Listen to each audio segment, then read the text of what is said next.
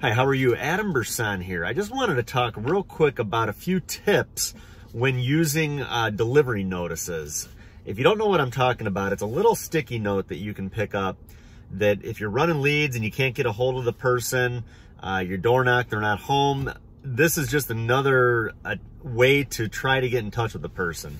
I don't use them all the time, and I usually will not use them the first 2 or 3 times I knock on the door and they're not home. So what I do on the delivery notice, I'll write down their first name and last name, the date and time that I was there. For the contact person, which would be me, I just put my first name. I don't put my full name because it's real easy for somebody to get on Google, type my name in, and right away they figure out it's about insurance. And then there's a good chance that they may not call me back. So I'll put my first name, and then I'll put my phone number, and then whether it was the first, second, or third attempt. Now, I recommend to have more of a generic voicemail. Something, say a command. something as simple as hi, this is Adam. I'm sorry I'm not available right now. Please leave your name, phone number, and the best time that you are available, and I'll be sure to get back to you as soon as I can.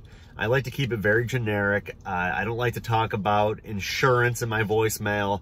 The key to when we're running leads, I want to be able to do whatever I can to get in front of that person. I don't want them to tell me no over the phone. I want them to have to tell me no to my face. So even with a delivery notice, when they call back, I don't answer the phone. I let my phone go to voicemail. I'm hoping that they're going to leave a voicemail, and if they don't leave a voicemail, I could at least see what number they called from, and I can go back through my leads, and hopefully the phone number matches up to a lead of a person that had received one of these delivery notices. Now, one thing that I think about is, let's say it's 4 o'clock in the afternoon. That's when they call back. You don't answer the phone.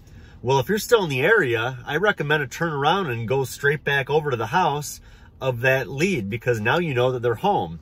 Now, if you're no longer in the area, I would make a note on the lead that that's when the person had called you back. So then the next time you're over that way, you can take the lead, and you know that there's a good chance that they're going to be home around 4 o'clock in the afternoon. Now, so that's what I do. I don't answer the phone when they call back. I let it go to the voicemail, and then I turn around. I head straight back over to the house. Now I know that they're home. If I'm no longer in the area, I'm going to go back at a later time. But at least now I know a good time to get in touch with them. So that's kind of how I work the delivery notices. I treat them as a tool.